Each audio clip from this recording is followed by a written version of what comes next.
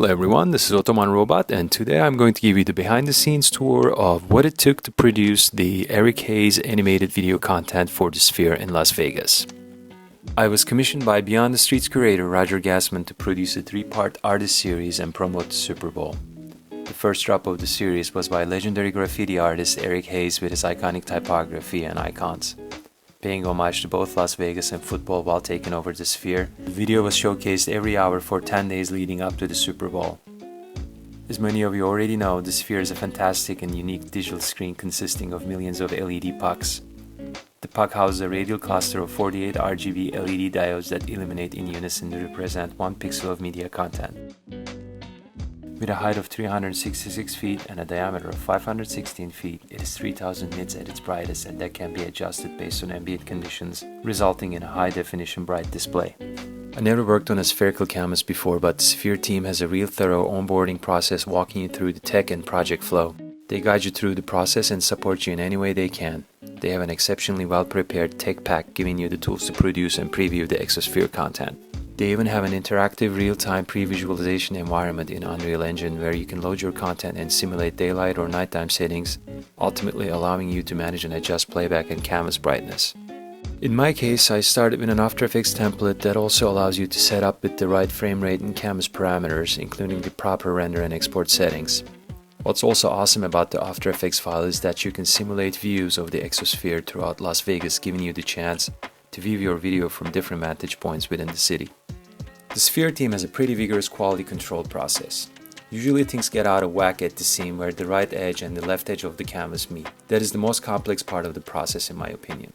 The engineers look at irregularities and elements that don't line up and give you a pretty thorough punch list. Once everything in the punch list is complete, it is the final phase of the process and the video goes to its final location in Las Vegas where they drop it on the actual Sphere, and it's basically go time at that point. The final video files are in 5K, that's 4608 pixels wide and 2304 pixels tall at 5994 frame rate, and you can render a series of either DPX or PNG files. You also have to be pretty buttoned up as far as your naming convention goes so that version tracking is done properly. So now I'm going to give you a brief overview of how I worked through this project and talk about the challenges and some of the cheats I had to put at play because I was up against a very short turnaround time and little time to learn. After quite a bit of sketching, storyboarding, and thinking through the animation direction, I decided that working with the elements in a simulated environment with gravity and dynamics was probably the best way to go, so I turned to Motion Boutique's Newton for help, which was a lifesaver. The total runtime for the video was 60 seconds, so I decided to split it up into two 30-second cycles of the same loop, just swapping the color space to a reverse of the white over black, paying true tribute to Eric Haze's love for working in black and white. As you can see here, there's a mask layer that punches your lat-long file in a way that you can see exactly how the canvas is shaped so that you can arrange your assets accordingly. At the time I wasn't aware of Motion Boutique's Looping World plugin, so I had to take the matters into my own hands. In order to work around the seam where the right and left of the canvas meet, I needed to scale the elements to bleed across so that it would look like a seamless animation. In order to do that, I set up my guides at 0 pixels and 4608 pixels. Set my guide parameters to snap the guides. Duplicate the main composition, slide it all the way to the right of my guide, and duplicate another instance and drag to the left of my guide, flipping them horizontally. There are probably easier and better ways to do this, but at the time this seemed to be the most logical and time-effective solution for me. As you can see here, when I play with the scale of some of the icons, those elements scale from a fairly large size to their final size on the canvas, giving us the illusion of dropping onto the screen from a variety of points. Throughout the animation process, you can preview your progress from different vantage points so that you can get a better sense of what your video would look like from the north, south, east or west, or from the top. For the next part of the animation, I had to do a bit of a prep work by making sure each element was on its own layer in Illustrator so that I'll have full flexibility when I import them into After Effects. After setting up the layers in Illustrator, I imported the file into After Effects. In order to create a proper workflow, the first thing I had to do was to create shapes from those vector layers. That way, when I opened them up in Newton, the computer processing would be a lot easier and you're not taking a big toll on your computer's GPU or CPU while you preview or render your video.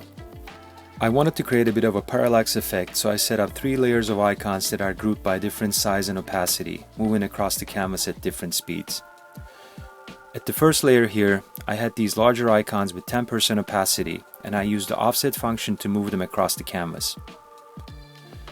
I did the same thing for the second layer on top of it with a slightly smaller set of icons at 30% opacity, moving at a faster pace, giving us the illusion of parallax. When stacked on top of each other, those three layers created the depth I wanted and look very cool on a giant sphere. For the opening animation, I wanted the lines and the arrows to build and bump into the surrounding icons, affecting their position. I used a stroke effect to reveal the lines and a quick scale and unmask with the same stroke effect to animate the arrowhead, bumping into the icons next to it. For the next transition, I wanted the play icons to disappear and use Newton to simulate the drop of the remaining shapes to set up for the typography reveal. Here's a quick look at how I use Newton to set up the animation. The first step is to highlight all your icons and check the Use Convex Hull function. By checking that function, you reduce the complex shapes which may have many polygons to simple shapes so performance doesn't suffer. Next, I'm going to set some boundaries. I love using this latest feature of Newton 4 that lets you set boundaries to your canvas, giving it a bottom and a left and right wall so that my icons don't exit the canvas and just bounce within that space. I had to do quite a bit of trial error to find the right values for time dividers, substeps, and collision tolerance. Finally, I landed at a gravity magnitude value at 12 but kept the angle at 90 degrees as is. In previewing, you can see that my icons are nicely affected by the physics engine but aren't necessarily falling in an interesting way yet. I watched Newton 4 tips and tricks video that specifically covers this topic, which I found super useful, giving you suggestions for adjusting the randomizer parameters for the density, friction, bounciness, angular velocity, velocity magnitude, and gravity scale. Make sure to adjust your velocity direction to -90 so that the icons stay centered. I highly recommend you check those settings out. This next transition scene is where I wanted the typography to come flying in, circling the sphere and slowing to a resting point as the icons drop, showcasing the date for the Super Bowl. I wanted to give it a little bounce by playing with sizing to catch the attention of people around the sphere. I wanted this to feel really elastic and bouncy, so I added a script that allows me to adjust inertia parameters. I did that by adding this script to the position parameter. As the object moves across the timeline and comes to a stop, its distance traveled over the duration of the animation affects the bounce, which can be adjusted to be more fluid and dramatic at the same time. Now, this next and the final scene required the most processing power because of the large number of icons. I did quite a bit of trial error for this scene in order to find the perfect formation of icons, proper fold rate, and density. As you can see from this first run, this configuration didn't necessarily work out so well because everything just seemed to be falling as a block, and that didn't necessarily work for what I was aiming for. As a solution, I ended up placing the icons within Newton in a more spread out format. I cranked up the settings for gravity and the solver.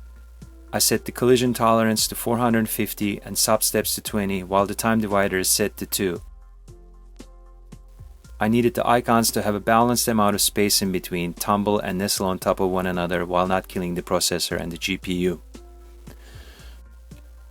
However, while the animation looked pretty good from a dynamics point of view, there were a lot of repeating icons, which was not ideal. So this part of the process was actually a product of manual labor, where I would keep the keyframes that Newton generated but replace those icons with others, so it didn't seem so repetitive. And there were quite a few of those, so that part took quite some time. As the second part of this last scene, I dropped a few instances of Haze's tag using simple animation techniques to conclude the 30-second animation. Last but not least, when the video went to final quality control, one of the light items was that there was bunching at the top of the sphere. This is normal because you're taking something that's flat and lateral, turning into a sphere, naturally causing distortion in the form of bunching on top. But the Sphere team have tools in place where you can drop an element on the sphere and it'll look corrected when it's rendered or previewed. As you can see here, I dropped the star to cover some of the bunching on top, which is only visible probably for people flying in a plane, but it's still something that bothered me and I wanted to address it. So this is how it looks when it's flat, but looks perfect when it's in a sphere form. Well, this is it. I didn't want to get into the details on how to use Newton or my animation process in general, but just wanted to cover some basics of how I approach this particular project and talk about some of the challenges I faced. I hope you found this useful and can apply what you've learned to your use case, but if you have any questions, hit me up in the comments.